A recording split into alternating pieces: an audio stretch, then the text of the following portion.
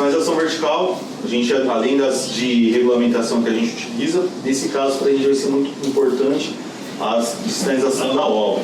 Tá?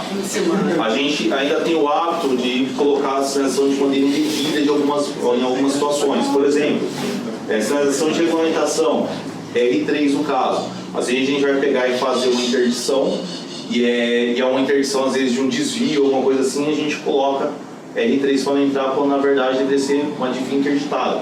Por quê? Se a gente coloca uma R3 e vai ter um acesso local ali, em tese ele está cometendo uma regulamentação, vai estar cometendo uma infração. Tá? Eu vou usar a R3, não é para fazer muito.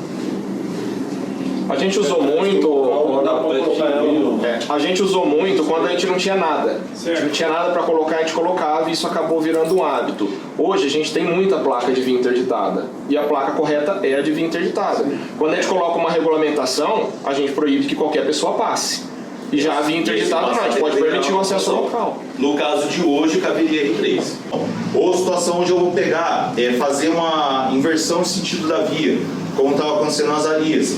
Eu inverti o sentido da via, o trânsito está tendo que fluir pelo outro lado, automaticamente o trânsito que estaria vindo na faixa normal dele, ele passa a transitar em contramão ali no caso. Tá? Então, são situações específicas realmente de regulamentação.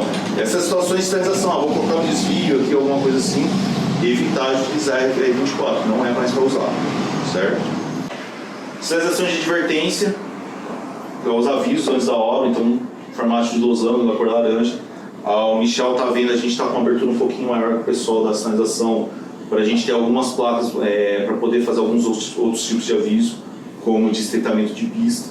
Tá? Está precisando de reduz a velocidade. Foi solicitado já. Bom, então, via interditada adiante. O nome já diz tudo, ele vai preceder a de via interditada e vai ser colocada antes do fechamento. Tá? Não pode ser utilizada no local da interdição. Tinha situações desse tipo, igual no caso ali. Via interditada adiante, a pessoa entrava na quadra e a via já está interditada, que é no caso lá das canaletas. Ela está aqui, ela está avisando para o condutor que vai ter uma intercorrência diante dele. Não na hora que ele já acontece, via interditada adiante, ele já está ali, não tem tempo de pensar no que ele vai fazer. Então muitas vezes você coloca isso até para que ele tenha a possibilidade de fazer um outro desvio no local. Tá? Então, via interditada adiante, a gente sempre vai usar antes da obra, não vai mais colocar, igual aconteceu em algumas situações, de colocar direto no cavalete da interdição. Tá? Então, não pode se usar o local da interdição, deve preservar o espaço para passagem de veículo. O controle e regulamento que a gente deveria colocar a sinalização lá no passeio. Só que, se a gente colocando a sinalização no canto da via, quando o condutor ainda fala que não viu, se a gente colocar no passeio, esquece. Tá? Então, na área de advertência sempre, diferente da via interditada. A placa da via interditada, ela delimita para a gente que vai acontecer somente permissão do trânsito local ali. Então, nessas situações, ontem teve alguém que perguntou, as obras da canaleta. A obra da canaleta é na esquina de baixo, só que eu estou sinalizando na esquina de cima. Qual a sinalização que eu coloco nesse caso? É via interditada adiante porque a sinalização está na outra esquina? Não, se eu entrar ali, eu já não tenho opção de transitar para o local.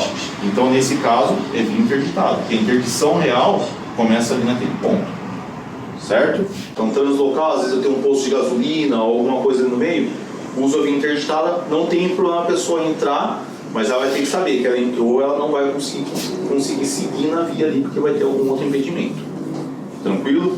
Então o ideal agora vai ser no mínimo andar uma placa de cada aí dessas, né? Não mais a R24. É sempre bom andar, porque às vezes você precisa, você não tem na picape. A via interditada adiante, ela é interessante quando o desvio não é muito simples. Então, tipo, às vezes o local onde a via está interditada, eu vou desviar para a esquerda, mas para a esquerda não é muito viável, é mais viável desviar para a direita. Então, lá onde eu posso desviar para a direita, eu coloco via interditada adiante, para a pessoa decidir. Se o desvio é só uma volta no quarteirão, por exemplo, desvio virou direita, esquerda, direita. Acabou? Não precisa da via interditada adiante.